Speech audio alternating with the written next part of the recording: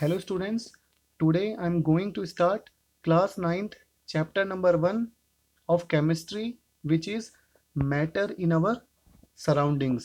तो सबसे पहले हम समझते हैं कि मैटर क्या होता है। देखिए, anything which occupy space and has mass is called matter. तो कोई भी चीज जो स्पेस ऑक्यूपाई करे जो जगह घेरे और जिसके पास मास हो, जिसके पास वजन हो, उसे हम क्या बोलते हैं? मैटर बोलते हैं। तो इसके बहुत सारे एग्जांपल्स हम ले सकते हैं क्योंकि हमारे सराउंडिंग्स में जो भी चीज़ हम देखते हैं, जो भी हम यूज़ करते हैं, वो ऑलमोस्ट क्या होता है? मैटर होता है। क्योंकि हर चीज़ का कुछ ना कुछ मास होता है और वो कुछ ना कुछ स्पेस या वॉल्यूम ऑक्यूपाई जरूर करता है। जैसे मैंने यहाँ पे एग्जाम्पल आपको दे रखा है, एयर एंड वाटर। जो हमारी एयर हो गई, हमारी हवा हो गई, वाटर पानी हो गया, हाइड्रोजन एंड ऑक्सीजन गैस हो गई, रॉक्स हमारी चट्टानें हो गई, टेबल हो गई, चेयर हो गई, माउंटेन्स हो गई, ह्यूमंस हो गए, एनिमल्स हो गए। तो ये सब क्या होते हैं? मैटर होते हैं, क्योंकि इनका कुछ ना कुछ मास होता है और ये क्या करते हैं? स्पेस ऑक्यूपाई करते हैं। आप सोचोगे एयर जो होता है, एयर का तो मास ही नहीं होता। नहीं, एयर का भी मास होता है। Air is a mixture of gases, और जो गैसेस होती है उनका भी मास होता है। और एयर क्या करती है? स्पेस ऑक्यूपाई करती है। जैसे जिस रूम में हम बैठे हुए हैं, जिस कमरे में हम बैठे हुए हैं, उसमें क्या है? एयर है। हालांकि हमें दिखाई नहीं देती एयर, लेकिन एयर इज प्रेजेंट एवरीवेयर। तो एयर का भी मास होता है और एयर भी क्या करती है? स्पेस ऑक्यूपाई करती है। स्पेस ऑक्यूपाई का मतलब क्या होता है? कि जगह घेरती है। तो उसे हम क्या बोलते हैं? मैटर बोलते हैं। देखिए, जो हमारे एंशियंट फिलोसफर थे, जो हमारे पुराने टाइम के, पहले के टाइम के जो हमारे एंशियंट फिलोसफर थे, वो मानते थे जो मैटर होता है, जो एंशियंट फिलोसफर थे वो बोलते थे जो हमारा मैटर होता है, मैटर को हम हिंदी में क्या बोलते हैं? पदार्थ बोलते हैं। जो मैटर है, जो पदार्थ है, वो 5 बेसिक एलिमेंट से बना हुआ है। 5 बेसिक एलिमेंट से।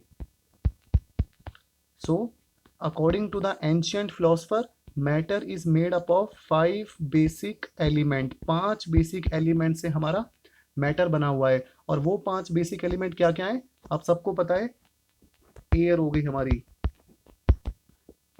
अर्थ हो गई, स्काई हो गया, वाटर हो गया, एंड फायर। तो ये 5 बेसिक एलिमेंट है जिससे हमारा मैटर बना हुआ है। ये कौन मानते थे? जो हमारे पहले टाइम के, पुराने टाइम के एंशियंट हमारे जो फिलोसफर थे, वो क्या मानते थे? कि जो मैटर होता है वो इन 5 बेसिक एलिमेंट से बना होता है। एयर मतलब वायु, अर्थ मतलब पृथ्वी, स्काई मतलब आकाश, वाटर मतलब जो हमारा पानी हो गया, जल हो गया, और फायर मतलब अग्नि। तो इन 5 बेसिक एलिमेंट से हमारा मैटर बना होता है। लेकिन जो हमारे मॉडर्न साइंटिस्ट है, जो हमारे आधुनिक युग के साइंटिस्ट है, जो अभी के साइंटिस्ट है, सो जो हमारे यहाँ पे मॉडर्न साइंटिस्ट हैं,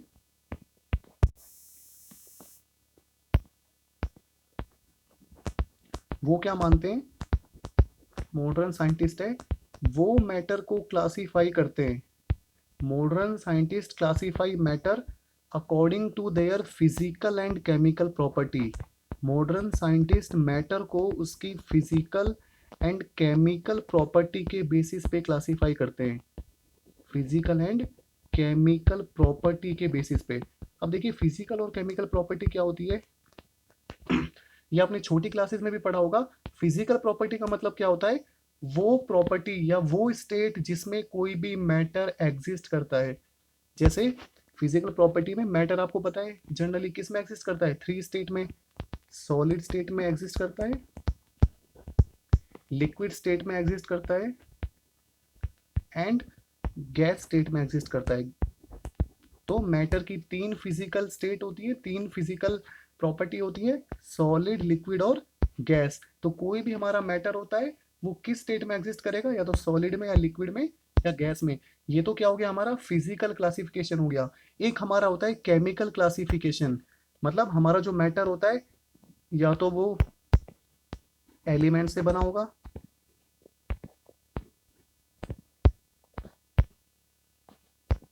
तो या तो हमारा मैटर किससे बना होगा? एलिमेंट से बना होगा, या कंपाउंड से बना होगा, एलिमेंट से या कंपाउंड से बना होगा, या मिक्सचर्स होंगे। तो देखिए ये जो केमिकल क्लासिफिकेशन है ये हम नेक्स्ट चैप्टर में पढ़ेंगे, तो इसके बारे में अभी डिस्कस नहीं करते हैं। तो अभी बस आप ये थोड़ा बेसिक जान लीजिए कि जो मैटर होता है, मैटर के दो टाइप के क्लासिफिकेशन होते हैं according to the modern scientist. First classification first classification is a physical classification. Physical classification का मतलब क्या होता है, जो मैटर होता है वो किस स्टेट में एग्जिस्ट करता है, सॉलिड, लिक्विड और गैस में। और केमिकल क्लासिफिकेशन का मतलब क्या होता है कि जो मैटर है वो कैसे बना हुआ है, एटम से बना हुआ है, मॉलिक्यूल से बना हुआ है, या मिक्सचर है या कंपाउंड है। तो वो सब हम डिटेल्ड एनालिसिस पढ़ेंगे नेक्स्ट चैप्टर में। तो अभी तक हमने क्या पढ़ा है कि मैटर क्या होता है, anything which occupy space and has mass is called matter. अब देखिए बेसिक कॉन्स्टिट्यूएंट ऑफ मैटर, जो मैटर होता है उसका बेसिक कॉन्स्टिट्यूएंट क्या होता है। बेसिक कॉन्स्टिट्यूएंट का मतलब कि मैटर किस चीज से बना होता है। सो matter is made up of extremely small particles called atoms और मॉलिक्यूल्स। तो हमारा जो मैटर होता है वो किससे बना होता है, बहुत ही छोटे पार्टिकल से, एक्सट्रीमली स्मॉल पार्टिकल, जिन्हें हम क्या बोलते हैं, एटम्स एटम्स और मॉलिक्यूल्स। तो जो हमारा मैटर होता है वो बहुत ही स्मॉल इंडिविजुअल पार्टिकल से, जो हमें विजिबल नहीं होते हैं, उनसे बना होता है, जिन्हें हम बोलते हैं या तो एटम्स या मॉलिक्यूल्स। देखिए जो एटम्स होते हैं या मॉलिक्यूल्स होते हैं ये बहुत ही छोटे होते हैं, इन्हें हम अपनी नेक्ड आई से नहीं देख सकते हैं। तो अगर हमें एटम्स या मॉलिक्यूल्स को देखना है तो हमें पावरफुल माइक्रोस्कोप, बहुत ही ज़्यादा पावरफुल माइक्रोस्कोप चाहिए, तभी हम मैटर को देख सकते हैं। जैसे इलेक्ट्रॉन माइक्रोस्कोप है आज के टाइम में, तो उनसे हम मैटर के पार्टिकल्स को, एटम्स या मॉलिक्यूल्स को देख सकते हैं with the help of powerful microscope. तो मैटर किससे बना होता है, एटम्स और मॉलिक्यूल से। जैसे कि यहाँ पे आप एग्जांपल देख सकते हो, यहाँ पे एक ये जो लीफ दिख रहा है आपको, एक पत्ता दिख रहा है, इस पत्ते पे एक पानी की बूंद है, यहाँ पे एक वाटर की ड्रॉप है। अब देखिए ये जो पानी की बूंद है ये मैटर है, लेकिन ये जो छोटी सी पानी की बूंद है इसमें अराउंड 10⁻21 वाटर के पार्टिकल से मिलके बनी है। मैंने एग्जांपल लिख रखा है, ए स्मॉल रेन ड्रॉप, एक छोटी बारिश की जो बूंद है उसमें तकरीबन 10⁻21 पार्टिकल्स हैं। आप सोच सकते हो 10⁻³ कितना होता है, 1000 होता है। अगर मैं आपसे कहूँ 10⁻³ कितना होता है, 1000। 10⁻4 कितना होता है, 10,000। तो ये बहुत बड़ा नंबर है, मैंने बोला है 10⁻21। तो एक छोटी सी बारिश की जो बूंद होती है उसमें कितने पार्टिकल्स होते हैं, 10⁻21। इतने एटम्स होते हैं किसके, वाटर के, H2O के इतने मॉलिक्यूल्स होते हैं एक छोटी सी पानी की बूंद में। इसका मतलब जो मैटर होता है वो बहुत ही एक्सट्रीमली स्मॉल पार्टिकल से बना होता है, जिन्हें हम एटम्स या मॉलिक्यूल्स बोलते हैं। उसके बाद देखिए evidence for particles in matter. Evidence का मतलब होता है क्या प्रमाण है, मतलब क्या सबूत है हमारे पास कि जो मैटर होता है वो पार्टिकल से बना होता है। तो अब हम डिस्कस करेंगे कि what are the evidence for particles in matter. अभी हमने क्योंकि बोला था जो मैटर होता है वो पार्टिकल से बना होता है, तो क्या एविडेंस है हमारे पास। तो देखिए इस एविडेंस को समझने के लिए हम दो तीन केस लेके चलते हैं। तो सबसे पहला जो केस है dissolving of dissolving of potassium पर मैग्नेट इन वाटर। तो हम क्या करने जा रहे हैं, हम पोटाशियम पर मैग्नेट इसको पानी में डिसॉल्व करने जा रहे हैं, पानी में घोलने जा रहे हैं। तो देखिए पोटेशियम पर मैग्नेट जो होता है, ये पोटेशियम पर मैग्नेट है, ये पिंक कलर का क्रिस्टल होता है। पोटेशियम पर magnet is a pink colour crystal, ये गुलाबी कलर का एक क्रिस्टल होता है। So it is a pink colour crystal. Potassium पर मैग्नेट आपने देख नहीं रखा होगा क्योंकि लैब्स वगैरह में होता है जनरली, लेकिन आप इसको समझ सकते हो, एक पिंक कलर का क्रिस्टल होगा। तो एक क्रिस्टल होगा हमारे पास, वो किस टाइप का होगा, पिंक कलर का। तो हम क्या करने जा रहे हैं, देखो डिसॉल्विंग ऑफ पोटेशियम पर मैग्नेट इन वाटर। तो हमने क्या काम करा कि आप इस डायग्राम में देख सकते हो, हमने एक बीकर लिया, ये हमारे पास एक बीकर है, इस बीकर में हमारे पास पानी है, और हमने ये छोटा सा, आपको साइड में दिख रहा होगा ये पिंक कलर का, तो यहाँ पे हमने पोटेशियम पर मैग्नेट का एक क्रिस्टल लिया है जो पर्पल कलर का होता है, सॉरी पिंक बोल सकते हो, पर्पल बोल सकते हो। तो पोटेशियम पर मैग्नेट जो होता है वो किस कलर का होता है, पर्पल कलर का होता है। और देखिए हमने पानी में क्या करा, पोटेशियम परमैंगनेट को डाला, और पानी का जो कलर होता है, आपको पता है पानी का कोई कलर नहीं होता, वाटर इज कलरलेस। और जब हमने पोटेशियम परमैंगनेट के क्रिस्टल को पानी में डाला और कुछ टाइम बाद हमने देखा, तो ये जो क्रिस्टल है ये पूरा का पूरा डिसॉल्व हो गया, मतलब पर्पल कलर स्प्रेड्स अपवर्ड। अब ये जो पर्पल कलर है ये धीरे धीरे फैलने लगा, किसमें, पानी में, कुछ टाइम के बाद। और कुछ टाइम बाद हमने और देखा, तो अब हमने देखा कि ये पूरा का पूरा पानी कैसा हो गया, पर्पल हो गया। तो यहाँ से हमने क्या समझा कि देखो, जो पोटेशियम परमैंगनेट का क्रिस्टल था, जैसे ही हमने उसको पानी में डाला तो वो किस में टूट गया, वो स्मॉल पार्टिकल में, बहुत छोटे छोटे पार्टिकल में टूट गया।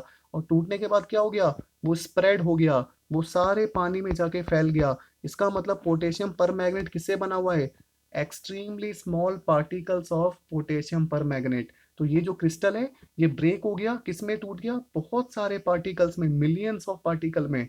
और वो सारे के सारे पार्टिकल कहाँ जाके डिसॉल्व हो गए, वाटर में जाके। सो the potassium permanganate crystal breaks into very small particles which get into the spaces between the water molecule।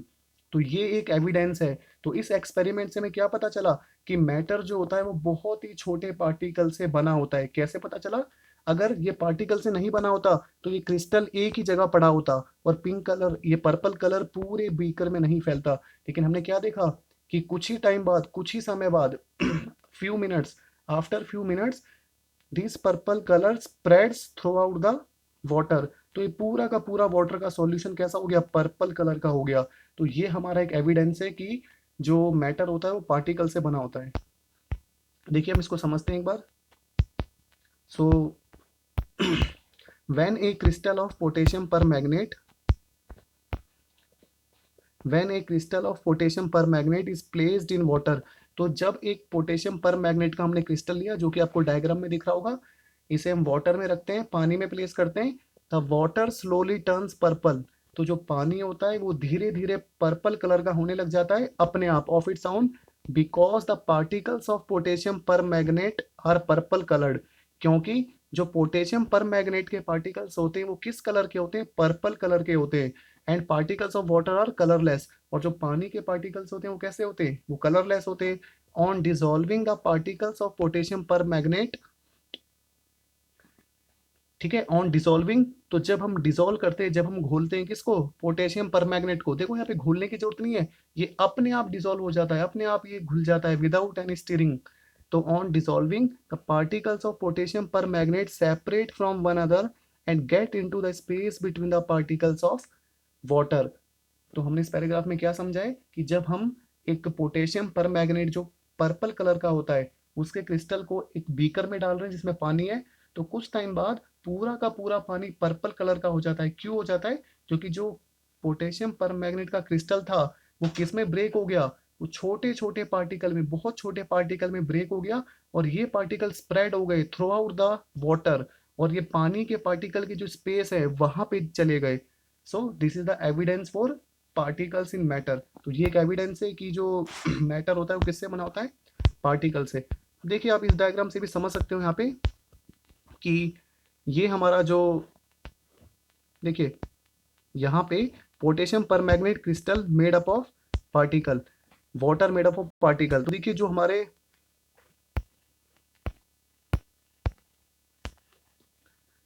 यहाँ पे एक बीकर में आपको क्या दिख रहा है, ये वाटर के पार्टिकल्स दिख रहे हैं छोटे छोटे यहाँ पे। और ये जो पर्पल कलर के आपको दिख रहे हैं ये क्या है, पोटेशियम परमैंगनेट का क्रिस्टल है, जो किससे बना हुआ है, पार्टिकल से। तो जैसे ही हमने इस क्रिस्टल को पानी में डाला तो आफ्टर फ्यू मिनट्स या कुछ टाइम बाद ये जो पार्टिकल्स हैं, देखो पहले यहाँ पे इस डायग्राम में आपको दिख रहे होंगे, यहाँ पे 12 पार्टिकल्स एक साथ, एक क्रिस्टल एक साथ दिख रहा होगा। लेकिन कुछ टाइम बाद ये जो क्रिस्टल के पार्टिकल्स हैं धीरे धीरे देखो, एक यहाँ चला गया, एक यहाँ चला गया, एक यहाँ चला गया, तो ये सेपरेट होने लगे एक दूसरे से। ये सेपरेट क्यों हो रहे हैं, क्योंकि ये जो क्रिस्टल है ये बहुत सारे पार्टिकल से मिलके बना है, किसके, पोटेशियम परमैंगनेट के। So the particles of potassium permanganate crystal spread into the particles of water and the whole water becomes purple। तो I hope you understand this very well. अब हम आगे चलते हैं।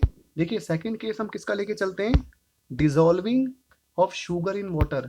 अब हम पानी में चीनी को डिसॉल्व कर रहे हैं। देखिए व्हेन शुगर डिसॉल्व्स, जब चीनी डिसॉल्व होती है, जब घुलती है चीनी पानी में, टीनी शुगर पार्टिकल्स, बहुत ही टाइनी, बहुत ही छोटे जो शुगर के पार्टिकल्स होते हैं, break off from each solid sugar granule. Granule का मतलब क्या होता है? जो हमारा चीनी का दाना होता है उसे हम शुगर ग्रेन्यूल बोलते हैं। तो देखिए जब हम चीनी को पानी में घोलते हैं, जब चीनी पानी में घुलती है, तो जो छोटे छोटे चीनी के दाने होते हैं, जो शुगर के ग्रेनुअल होते हैं, वो ब्रेक हो जाते हैं, वो टूट जाते हैं किस में? तो ये ब्रेक होके टूट जाएगा किस में? छोटे छोटे पार्टिकल्स में, शुगर के पार्टिकल्स में। और ये जो छोटे छोटे शुगर के पार्टिकल्स होंगे, the sugar particles go into the spaces between the particles of water and mix with them. और ये जो छोटे छोटे चीनी के शुगर के पार्टिकल्स है, ये कहाँ पे चले जाएंगे? ये पानी के जो पार्टिकल्स हैं उनके स्पेस के बीच में चले जाएंगे और वहां पे जाके डिसॉल्व हो जाएंगे। देखिए जब हम पानी में चीनी डालते हैं और अगर हम उसको पीते हैं, तो हमें जो टेस्ट आता है वो स्वीट टेस्ट आता है, मीठा टेस्ट आता है। ऐसा कभी नहीं होता कि हमने एक सिप लिया तो हमें मीठा टेस्ट आया और जैसे हमने नेक्स्ट सिप लिया तो हमें मीठा टेस्ट नहीं आया। क्योंकि जो पार्टिकल्स होते हैं वो यूनिफॉर्मली, वो हर डायरेक्शन में जाके स्प्रेड हो जाते हैं और वहाँ जो पानी के पार्टिकल्स होते हैं उनकी स्पेस के बीच में चले जाते हैं। सो यहाँ से हमें देखिए दो चीज़ें पता लगी है। एक तो जो पार्टिकल्स ऑफ मैटर है, जो मैटर होता है वो किससे बना होता है? पार्टिकल से बना होता है। एक तो ये बात हमें यहाँ पे पता चली है। और सेकंड चीज हमें क्या पता लगी है कि जो मैटर के पार्टिकल्स हैं, दे आर कंटिन्यूअसली मूविंग, मतलब वो लगातार मूव करते रहते हैं। They are continuously in motion, वो कंटिन्यूअसली मोशन में होते हैं। मोशन में कैसे होते हैं? अभी हमने देखा था जो पोटेशियम परमैंगनेट का क्रिस्टल है, जो पार्टिकल्स है उसके, वो ऑटोमेटिकली हर जगह चले गए, ऊपर भी, दाएं भी, बाएं भी, एवरी डायरेक्शन, हर जगह वो चले गए। और इसी तरीके से जो चीनी के पार्टिकल्स हैं, जो शुगर के पार्टिकल्स हैं, वो भी शुगर ग्रेनुअल में से टूट के पूरे वाटर में चले गए। इसका मतलब जो मैटर है, it is made up of very small particles called atoms और मॉलिक्यूल्स, और the particles of matter are continuously in motion, they are in a constant motion. तो ये दो प्रॉपर्टी हमें यहाँ पे पता चल गई, किसकी? मैटर की, मैटर के पार्टिकल्स की। देखिए हम आगे बढ़ते हैं, एक और हम यहाँ पे एग्जांपल लेके समझते हैं, एक और केस लेके चलते हैं। मिक्सिंग ऑफ टू गैसेस, दो गैसेस को मिक्स कर रहे हैं। देखिए एक gas jar containing air is placed upside down on A gas jar of bromine vapour. इस डायग्राम को समझिए आप। यहाँ पे देखिए हमने क्या काम करा,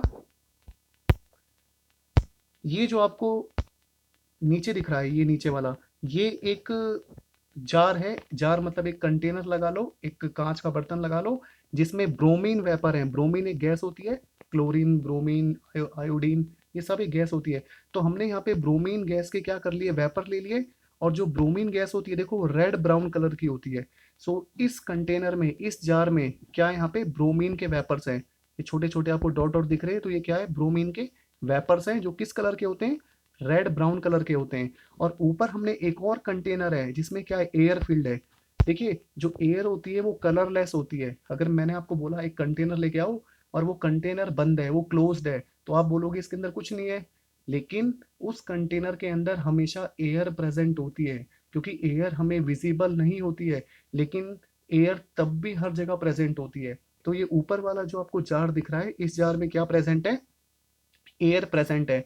तो हमने क्या काम करा, हमने जो नीचे वाला जार है उसके ऊपर एक और जार रख दिया जिसमें एयर प्रेजेंट है, जो कि कलरलेस होती है, इसलिए हमें कुछ दिखाई नहीं दे रहा, but air is present in it. तो देखिए कुछ टाइम बाद, आफ्टर सम टाइम, हम क्या देखते हैं कि ये जो ब्रोमीन वेपर्स हैं जो नीचे वाले जार में है, ये कुछ टाइम बाद अपने आप ऊपर वाले जार में भी पहुंच जाते हैं। ये सेकंड डायग्राम आपको दिख रहा होगा। पहले फर्स्ट डायग्राम में क्या था, जो ब्रोमीन वेपर थे वो नीचे वाले जार में थे, लेकिन आफ्टर सम टाइम ये जो रेड ब्राउन कलर के ब्रोमीन वेपर्स हैं, ये पूरे के पूरे जार में फैल गए। मतलब नीचे तो थे ही, अभी ऊपर वाले जार में भी फैल गए। तो इसका मतलब क्या हुआ यहाँ पे, both air and bromine vapours are made up of tiny moving particle. देखिए एयर के जो पार्टिकल्स हैं वो भी क्या कर रहे हैं, यहाँ पे बहुत ही छोटे छोटे पार्टिकल्स हैं, they are in constant motion, वो लगातार मूव कर रहे हैं। और जो ब्रोमीन के छोटे छोटे वेपर्स हैं वो भी क्या कर रहे हैं, लगातार यहाँ पे मूव कर रहे हैं। तो दोनों यहाँ पे किस में, मोशन में है। So both air and bromine vapours are made up of tiny moving particle. तो जो एयर है और जो ब्रोमीन है, सो एयर और जो हमारे ब्रोमीन वेपर हैं, ये दोनों किससे बने हुए हैं? बहुत ही छोटे छोटे पार्टिकल से जो मूविंग है, जो लगातार मूव कर रहे हैं। The moving particles of bromine vapour and air collide with each other. तो एयर और ब्रोमीन के जो मूविंग पार्टिकल हैं वो लगातार एक दूसरे से क्या कर रहे हैं? कोलाइड कर रहे हैं। कैसे कोलाइड कर रहे हैं? यहाँ से ब्रोमीन के वेपर ऊपर जा रहे हैं, एयर के पार्टिकल नीचे आ रहे हैं, तो लगातार दे कोलाइड विद ईच अदर, तो इनके आपस में लगातार कोलिजन हो रहा है। And bounce about in all direction, और कोलिजन के बाद ये हर डायरेक्शन में बाउंस बैक हो रहे हैं, हर डायरेक्शन में कूद रहे हैं, हर डायरेक्शन में मूव कर रहे हैं। To which they get mixed uniformly, तो जिसकी वजह से ये यूनिफॉर्मली एक जैसा पूरे में मिक्स हो गए। क्योंकि पहले ब्रोमीन जो वेपर था वो नीचे वाले कंटेनर में था, लेकिन कुछ टाइम बाद वो पूरे कंटेनर में फैल गया। और एयर पहले कहाँ थी? ऊपर वाले कंटेनर में थी, और कुछ टाइम बाद एयर कहाँ चली गई? नीचे भी चली गई। यहाँ पे दिखाई नहीं दे रही है, लेकिन एयर इज प्रेजेंट एवरीवेयर। यहाँ भी हवा है, यहाँ भी एयर है, यहाँ भी एयर है। तो उसका मतलब ये क्या शो करता है कि जो पार्टिकल्स है मैटर के, वो वो कांस्टेंट मोशन में, वो लगातार मूव कर रहे हैं। तो this is the case of mixing of two gases. तो आपने क्या समझा यहाँ पे कि जब दो गैसेस होती हैं वो कैसे मिक्स होती है? With the help of diffusion. मैंने यहाँ पे एक टर्म यूज करी है, डिफ्यूजन। देखो डिफ्यूजन का मतलब क्या होता है? The movement of different particles among each other on their own so that they become mixed uniformly. तो movement of different particles among each other, तो यहाँ पे एयर के पार्टिकल्स और ब्रोमीन के पार्टिकल्स, इनकी क्या हो रही है? मूवमेंट हो रही है आपस में। एयर के पार्टिकल्स नीचे वाले जार में जा रहे हैं, और जो ब्रोमीन के पार्टिकल है वो ऊपर वाले जार में जा रहे हैं। So the movement of different particles among each other on their on, देखो ये अपने आप हो रहा है। हम यहाँ पे कोई एक्सटर्नल एजेंसी यूज नहीं कर रहे हैं, बाहर से कोई प्रेशर नहीं लगा रहे हैं, कुछ नहीं कर रहे हैं। यहाँ पे ऑटोमेटिकली अपने आप ही जो एयर के पार्टिकल्स हैं वो ब्रोमीन में जाके मिक्स हो रहे हैं, और जो ब्रोमीन के वेपर है वो एयर में जाके मिक्स हो रहे हैं। So that they become mixed uniformly. So वो अपने आप यूनिफॉर्मली मिक्स हो रहे हैं। यूनिफॉर्मली मतलब एक जैसा। ऐसा नहीं होगा कि यहाँ पे ब्रोमीन कम है, यहाँ पे ज्यादा है, ऐसा नहीं होगा। They get uniformly mixed. Uniformly मतलब एक जैसे मिक्स हो जाएंगे। तो इस प्रोसेस को क्या बोलते हैं? Diffusion. So diffusion is the movement of different particles among each other on their own so that they become mixed uniformly. So इसको हम क्या बोलते हैं? डिफ्यूजन। तो इस वीडियो में हम इतना ही पढ़ेंगे, बाकी का चैप्टर हम नेक्स्ट वीडियो में कंटिन्यू करेंगे। So thank you.